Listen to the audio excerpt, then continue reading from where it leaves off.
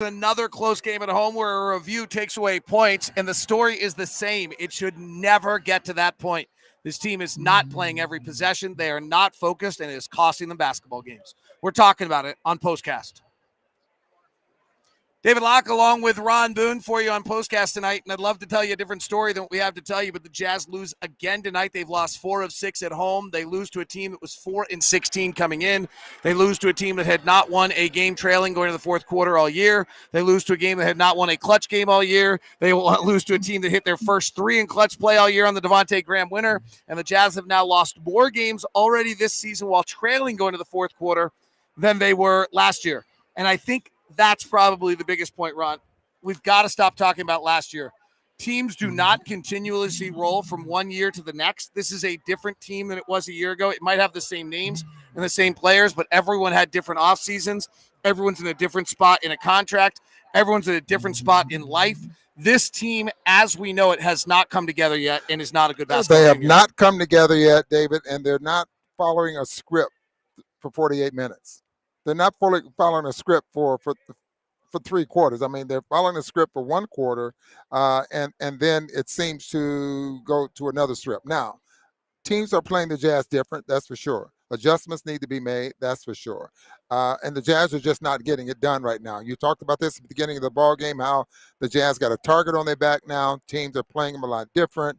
And then, for the most part, you can probably tell me what the Jazz defense is like here going into the fourth quarter as of late. So tonight, the one that jumps out to you, and Ron, we talk about the Jazz. Quinn talks about all the time. I want to run.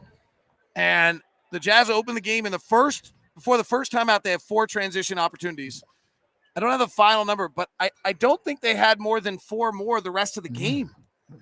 They just literally stopped running. They stopped pushing. They stopped moving the ball. They ended up, I don't know what the final number was on assists tonight, but they ended up with 17 assists, and I would say most of them were probably late as they really did not move the ball for much of the night. They ended up in the fourth quarter. The final numbers we have for the fourth quarter was that they had 4 assists in that fourth quarter. They shoot 8 of 19, but they didn't get stops in that fourth quarter either, Ron, as you're pointing out. So we can look at it from both sides of the ball, but they didn't get stops late. And I mean, it's hard to look at. I mean, they had to. The irony is, gosh, there's so much here, Ron. Let's just. I'll get to the next part. There's so much your head's spinning, and it's hard to digest. Like it's like, how has this happened? But I think when you start to look at this, the first thing is this. You're right. They don't have a style. They don't have an identity.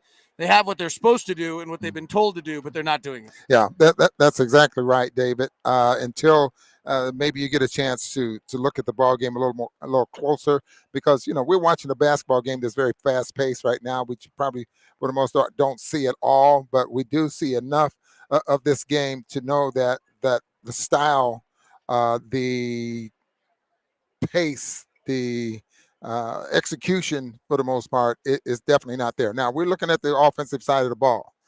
There's a defensive side of the basketball there as well. So that's something that I think we need to be concerned with. When you're not scoring and you're not making shots, your offense is not generating the shots that you normally get.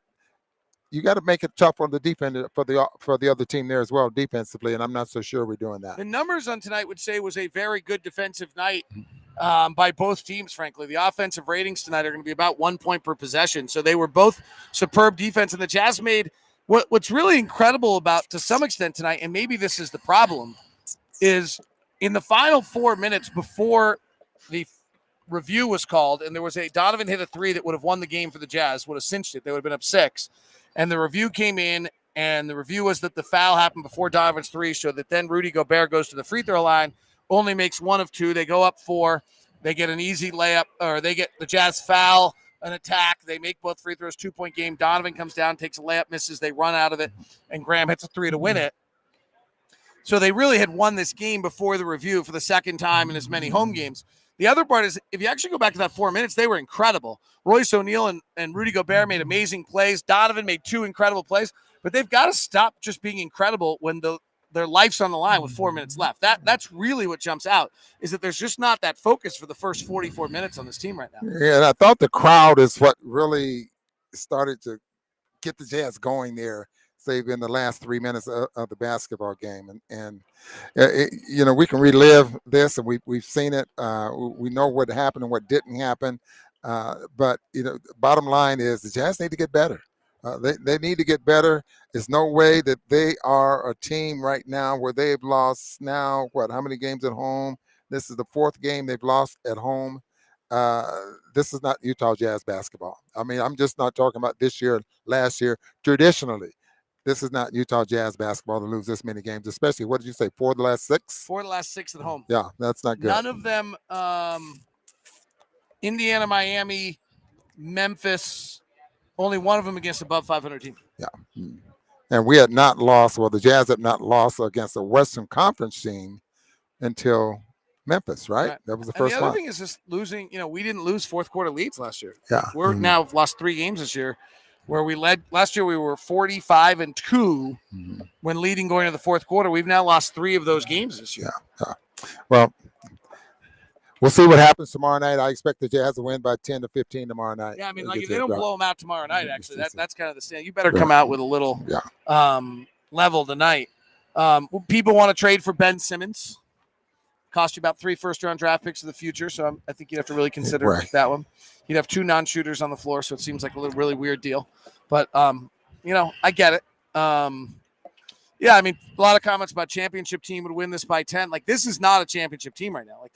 That's the standard, and the goal for this team is to win a championship. And the goal for this team is to be right by game 70. But right now they're not right at all at game 20. And I think that's abundantly clear. Donovan is at 3 straight nights that are pretty tough. Tonight, Donovan finishes the night 5 of 17. Is that right? Or no, 6 of 21. So now Donovan, over the last 3 games, is 17 of his last 61. What are you seeing in regards to anything other than the ball not going in the hoop? Well, obviously, he's not knocking down traditionally, he's not knocking down the shots he got so good at right now. And he's feeling the pressure. And David, like I said, he was the first guy out on the floor at halftime shooting. He's trying to find it. That confident level is definitely there because he's trying to take the same shots that he's been taking all year long, but they're not falling. Now you get to the point where you figure, okay, what I used to do is try to get to the basket and work my way back out to that 18-footer.